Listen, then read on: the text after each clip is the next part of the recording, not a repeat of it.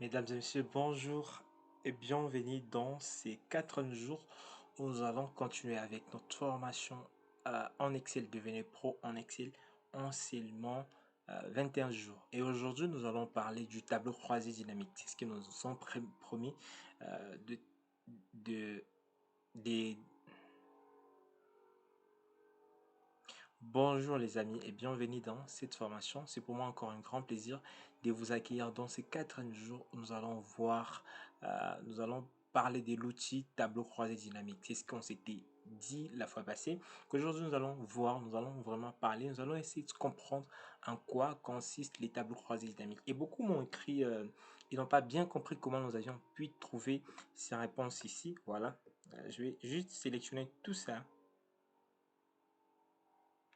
Je sélectionne tout ceci, je vais bouton droit et je vais effacer les contenus. Alors, tous ensemble, nous allons d'abord essayer de trouver ces réponses ici. Je peux vous laisser ces fichiers tel qu'il est, vide, en description de cette vidéo ou bien dans les groupes de discussion.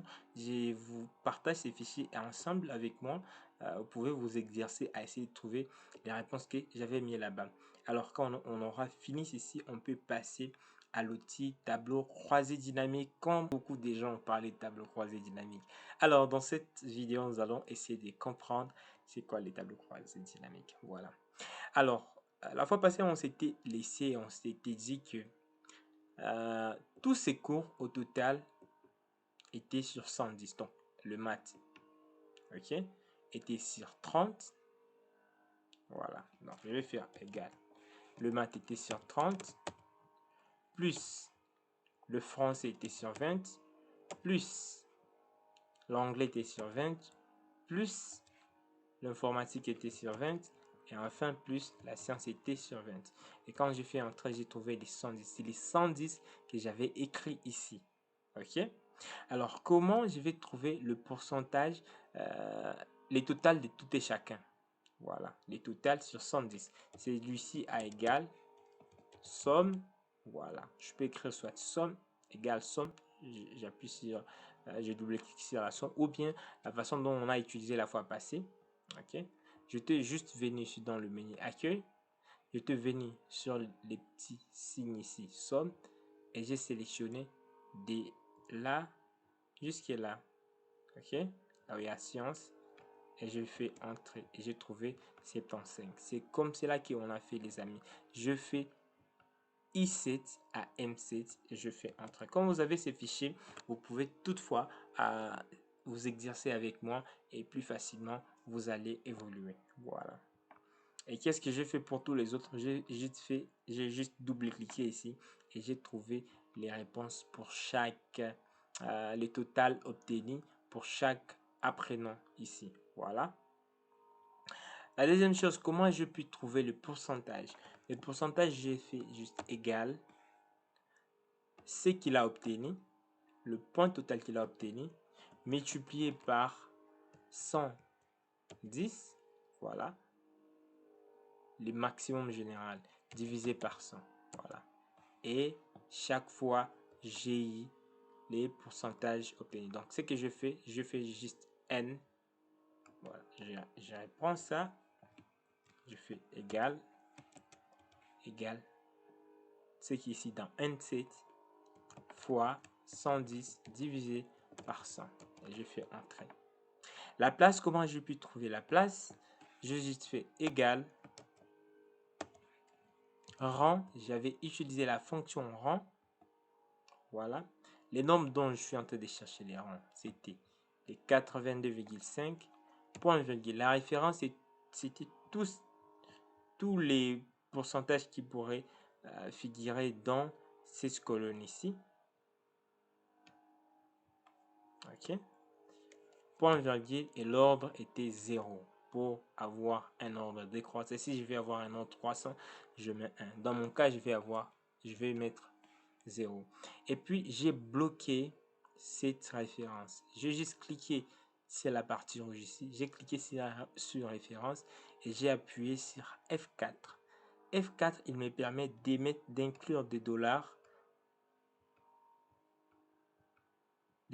mettent à bloquer cette plage de cellules. Je fais entrer. Et enfin, mention comment j'ai fait. J'avais juste fait égal. J'avais dit tout celui qui a moins de 50, il a échoué. Et tout celui qui a au-delà des 50, il a réussi. Alors, ce que je fais, j'ai fait égal. Si, ok, si le pourcentage ici, O7, inférieur à 50, inférieur, je puis chercher les claviers visuels. Je cherchais les signes inférieurs. Je le mets là. Voilà. Inférieur à 50, point virgule, entre guillemets, celui qui a moins de 50, donc il a échoué, il échoue, voilà. Ou bien, dans les cas contre point virgule, entre guillemets, réussi. Je ferme la parenthèse et je fais entrer. Ok. Je pense dans le prochain jour, dans les jours suivants, je vais essayer d'aller plus approfondir avec en ce qui concerne la fonction si. Je sélectionne alors ces trois éléments ici, ces trois réponses, et je ne fais que double-cliquer ici et je partout mes réponses convenablement bien fait. Alors comment je puis faire pour pouvoir bloquer tout ça? J'avais juste sélectionné, ok, la ligne 7, j'étais venu dans affichage, figer les volets, et là j'avais libéré les volets. Si je libère les volets, voilà, tout descend de soi. Mais si je clique encore, je sélectionne la ligne 7, je viens ici sur figer les volets, et là je peux déjà figer mes volets. Voilà. Si par exemple je vais avoir, chaque fois quand je viens comme ça, je vais aussi avoir les noms des élèves qui sont figés. Je vais juste cliquer ici sur Kinshasa et je vais cliquer là-dessus et je vais cliquer sur libérer la ligne supérieure. Mais encore, si je retourne là et je clique sur figer les volets, en cliquant juste ici, sans rien sélectionner, là je peux figer, vous voyez, et quand je pars comme ça, aussi ça fige. Voilà. C'est bon les amis. Comme ça, j'espère bien que vous apprenez beaucoup de choses dans cette formation. Voilà. Alors, ce que je vais faire, c'est que je vais alors essayer de comprendre, d'analyser mes données, de quoi est-ce qu'il s'agit, qu'est-ce que je peux en tirer. On avait dit, l'outil qui va nous permettre d'analyser les données, c'est ça ce qu'on appelle les tableaux croisés dynamiques. Alors, je vais aller ici créer les 4 fichiers que je vais appeler jour 4. La quatrième séance, c'est ce que j'appelle dans la feuille numéro 4, jour 4. Voilà. Et dans jour 4, regardez ce que je vais faire, les amis. Je retourne ici dans le jour 4. Je vais essayer de créer un tableau croisé dynamique pour pouvoir analyser les données de mon tableau se trouvant ici dans jour 3. Voilà. Je vais cliquer ici sur tableau croisé dynamique. Et juste en se pointant sur les tableaux croisés dynamiques, il me dit ce qu'il fait. Qu'est-ce que fait exactement un tableau croisé dynamique? Et tout en lisant ici, vous allez voir qu'est-ce qu'il écrit. Les tableaux croisés dynamiques permettent de simplifier l'organisation et la synthèse des données complexes. Ça se fait dans un tableau croisé dynamique. Vous pouvez double-cliquer sur une valeur pour afficher les valeurs détaillées, voilà, dans le total. Ou comme vous le savez déjà, mon ami et mon compagnon de tous les jours, GPT, je peux venir ici et lui demander en quoi consiste, ou bien quel est disons, en quoi consiste les tableaux croisés dynamiques en Excel. Voilà. En quoi consistent les tableaux croisés dynamiques. Voilà. Alors, il essaie de m'expliquer en quoi consiste vraiment un tableau croisé dynamique en Excel. Un tableau croisé dynamique, également connu sous le nom de TCD, tableau croisé dynamique, est une fonctionnalité puissante d'Excel qui permet de résumer. Ça, c'est très important, les amis. De résumer, analyser et présenter des données de manière interactive. Il est principalement utilisé pour effectuer des analyses et des regroupements des données dans un format tabulaire. Et on nous montre comment on essaie de comment le fonctionnement du tableau croisé dynamique s'est fait. Voilà. Parce que sur ChatGPT m'écrit, voici comment fonctionne un tableau croisé dynamique. Il faut utiliser la source des données, la création du tableau croisé dynamique, le placement des champs, l'analyse des données. Et tout cela, nous allons le voir avec vous. Retournons en Excel. Voilà. Nous avions compris, les amis, que les tableaux croisés dynamiques nous permettent d'analyser, de résumer et de faire la synthèse des données complexes. Ici, nous avons déjà des données complexes dans la feuille jour 3. Et ces données complexes, nous allons essayer de les comprendre. Nous allons essayer de les interroger et vouloir en tirer quelques résultats. Voilà, c'est ce que je vais faire. En étant ici dans le jour 4, je vais cliquer sur tableau croisé dynamique, juste ici sur cette image. Je clique dessus et il me demande, dans cette fenêtre qui s'affiche, il me demande où se trouve ton tableau que tu veux analyser. Ok, je vais juste cliquer ici où ma souris est en train de scintiller, mon curseur est en train de scintiller. Je vais venir ici dans le jour 3 et à partir de nom, je vais sélectionner tout mon tableau ici. Voilà. Je vais me rassurer que j'ai sélectionné tous mes élèves jusque là. Voilà. Et puis, je vais cliquer sur OK. Et voilà. Les amis, voyez ce qui s'est produit. Laisse-moi zoomer un peu. Peut-être ça va vous aider à voir ce que je vais faire. Ici, il y a cet élément qui nous permet, ok, de générer un rapport en choisissant ici des champs dans la liste des champs des tableaux croisés dynamiques. Ici, on a les champs des tableaux croisés dynamiques. Ici, voilà. On peut les déplacer, on peut les redimensionner, on peut faire tout ce que l'on veut avec. Ici, nous avons les en-têtes de mon tableau. Les en-têtes qui sont ici. Ok. Nom, maths, voilà. Je peux avoir adresse, c'est que tous les en-têtes ici, c'est ce que je vais retrouver ici. Et remarquez, c'est si je clique à côté, les champs disparaissent. Si je remets encore mon curseur je clique dans cet élément ici, les champs réapparaissent. Alors, je vais, disons par exemple, qu'est-ce que je vais analyser? Je vais savoir pour chaque adresse, pour chaque ville, il y a combien d'apprenants. Ok? Ce que je vais faire, je vais juste prendre adresse et je vais les glisser ici dans ligne. Et il va me lister toutes les adresses, toutes les villes où résident mes apprenants. Voilà. Et je vais savoir combien d'apprenants sont dans chaque ville. Et les apprenants sont répartis par nom. Si je clique ici, je prends les noms, je clique dessus et je les glisse ici dans Valère. Il me dit qu'à Beni, il y a 20. À Bukavu, il y a, qu'est-ce que je dis? À Beni, il y a 10. À Bukavu, il y a 10. Et à Kinshasa, il y a 20. Et au total, on a ceci.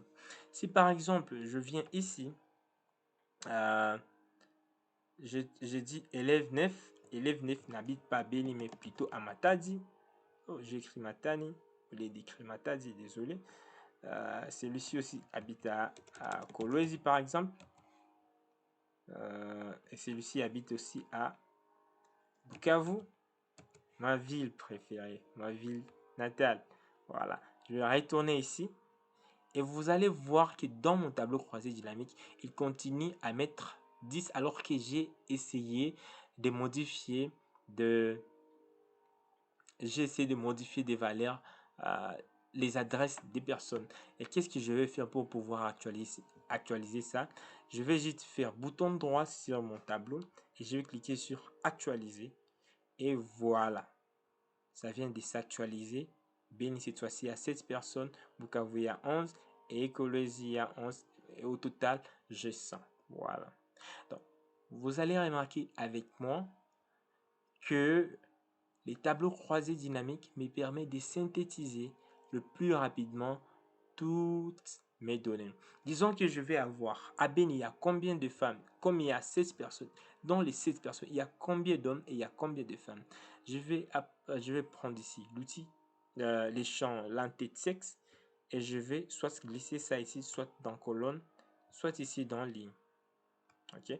Si je mets ici dans colonne, qu'est-ce qu'il fait? Il me dit les filles, il y a 3 pour Beni, il y a 3 et il y a 4, voulais-je dire, et 3 pour masculin. Et au total, ce qui me fait 7. Voilà. À Bukavu, il y a 5 femmes, 6 hommes. Au total, ça fait 11. Et là, vous allez remarquer que tout est bien fait avec les tableaux croisés dynamiques. Si je mettais ceci, l'entête sexe ici dans la ligne, vous allez voir qu'il me représente ça sous forme des lignes. C'est ça les amis, c'est ça les amis. Les tableaux croisés dynamiques vraiment nous aident à simplifier des données qui pourraient nous prendre beaucoup de temps à analyser, et en utilisant des formules, il essaie de nous le faire le plus rapidement possible. Je peux enlever ces éléments ici, ou bien je peux juste décocher là. J'ai encore mon champ là-bas. Disons que je vais trouver pour chaque ville, ok, pour chaque ville, je vais mettre la ville, c'est ça l'adresse, je mets pour chaque ville, combien qui ont reçu, combien qui ont échoué, ok. Je vais prendre la mention, voilà, je vais mettre ici, la mention ici, voilà. Et je vais prendre les noms de ces personnes là-bas. Et je peux encore faire juste comme ça. Voilà. Et vous allez remarquer qu'à Beni, il y a 3 qui ont échoué et 4 ont réussi. Au total, ça fait 7. À Bukavu, 6 ont échoué, 5 ont réussi et ça fait cela. Kinshasa, 11 ont échoué, 9 ont réussi et ça fait 20. Et au total, donc, je peux analyser mes données le plus aisément possible. Voilà, je peux même dire, qu'est-ce que je peux faire encore ici pour être plus explicite? Je peux prendre pour chaque sexe. Voilà. Je mets pour chaque sexe. Et j'enlève aussi mention là-bas. Voilà. Pour chaque sexe, je vais prendre... je vais voir la moyenne de points obtenus en maths pour chaque sexe. Et là, quand je viens glisser ici sexe et je glisse ici maths, il me fait plutôt somme de maths. Alors que moi, je veux besoin plutôt des moyennes. Qu'est-ce que je vais faire? Je vais faire bouton droit ici, synthétiser les valeurs par, et je vais prendre moyenne. Et il me dit qui est dans mes données, la moyenne de points obtenus par les femmes est à 10, alors que les hommes, la moyenne est à 9,66. Et au total, il y a la moyenne de 10,07. Et vous allez voir la moyenne. Si le mathématique est à 30 et que les gens aient au moins en moyenne 10, donc tout le monde a échoué. Disons, je vais prendre ici plutôt l'informatique parce que c'est fait avec moi. Là, tout le monde doit réussir. Voilà, je fais bouton droit ici. Synthétiser les valeurs par moyenne. En moyenne, ils ont 10 sur 20. Voilà. Donc, vous pouvez juste essayer de glisser et de voir comment ça va fonctionner, comment ça va donner et ça va vous aider. Donc, ici dans valeur, vous mettez dans valeur tout ce dont vous voulez calculer. Vous mettez en ligne tout ce dont vous voulez voir, c'est répercuté en ligne. Par exemple, je le mets ici en colonne. vous allez voir la répartition plutôt en colonne. Voilà. Tout dépend de vos goûts, tout dépend de la façon dont vous voulez disposer et tout dépend de la question que vous avez. Alors, je vais vous donner un fichier que vous allez utiliser. Voilà. Laisse-moi voir mon petit fichier ici. Et dans ce petit fichier, ces petits fichiers va vraiment vous aider à implémenter les notions nécessaires par rapport au tableau croisé dynamique. Si vous faites ces exercices qui sont indiqués ici dans ces faits, vous allez vraiment comprendre de quoi il s'agit avec les tableaux croisés dynamiques. Voilà, c'est très simple. Ces tableaux croisés, cet exercice va nous aider vraiment à implémenter tout ce qu'on a vu par rapport au tableau croisé dynamique et des billes et des travails avec une base de données pour en faire différentes analyses. La liste ici effective et représente une entreprise de 284 personnes réparties sur 4 sites. Les âges étant de 20 à 65, chaque tranche d'âge correspond à 5 années. Et alors, à partir de cette base de données, avec l'outil rapport des tableaux croisés dynamiques, nous allons essayer de faire les 9 exercices. Voilà. C'est un peu flou, les amis, laissez-moi vous expliquer. Ici, nous avons la liste de personnes, leur code, leur nom. Cette liste est vraiment fictive. Voilà. Toutes ces données sont fictives. Ici, je vais mettre le prénom des gens, leur numéro de téléphone, les services dans lesquels ils travaillent dans une entreprise, les sites où ils travaillent, leur salaire, leur sexe, leur date de naissance, leur âge. Et j'ai pu mettre une formule ici dont je vous épargne des explications maintenant. OK? Et la tranche d'âge. Alors, qu'est-ce que vous allez faire? C'est vraiment une liste très très longue. Vous pouvez l'exploiter. Et ça va vous aider vraiment à utiliser l'outil des tableaux croisés dynamiques. Alors, qu'est-ce qu'il y a dans Exon 1? Dans Exon 1, on nous demande d'établir la répartition du personnel par site en utilisant des tableaux croisés dynamiques. Qu'est-ce que je vais faire, les amis?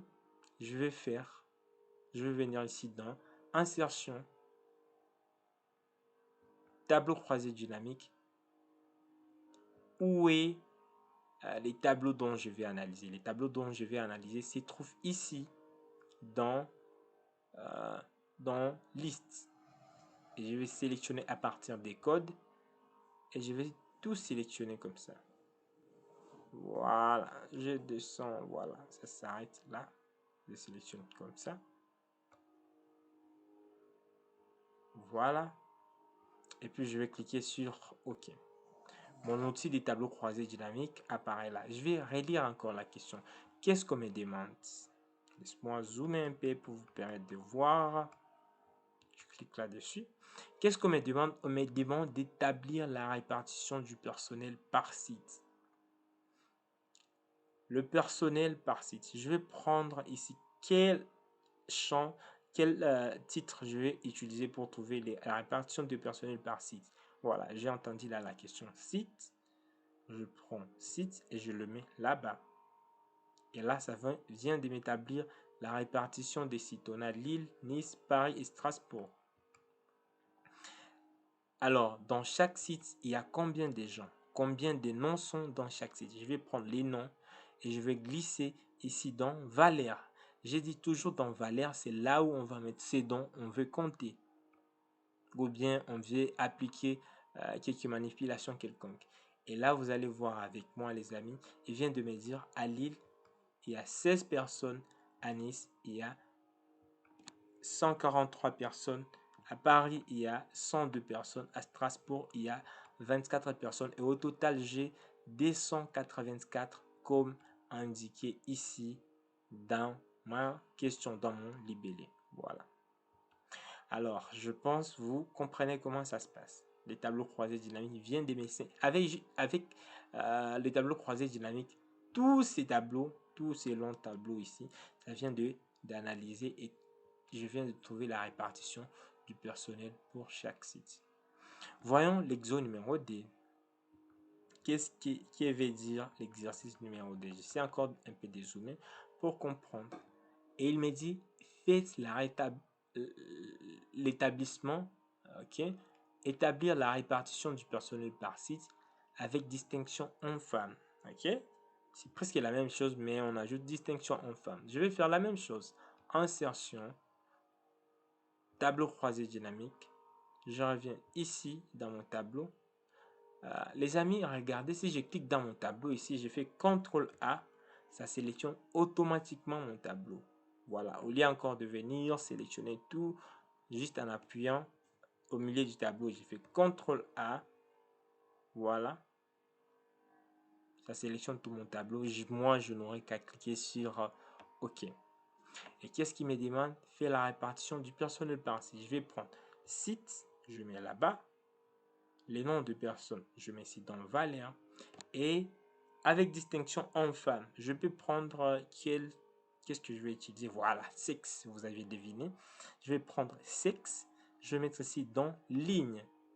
Et là, je vois à Lille, il y a 16 personnes, notamment 10 femmes et 6 hommes. Et si je prenais sexe et je le mettais ici plutôt dans colonne, il va me présenter mon tableau sous forme, les sexes ici en colonne. Donc, tout dépendra de la façon dont vous voulez afficher vos données. Je vais vous laisser les soins de continuer avec toutes les autres questions jusqu'à la question numéro 9 et je serai plus ravi à recevoir vos réponses dans les groupes de discussion ou bien dans les commentaires. Je vous partage les fichiers qui vont vous permettre de pouvoir facilement vous exercer avec les tableaux croisés dynamiques.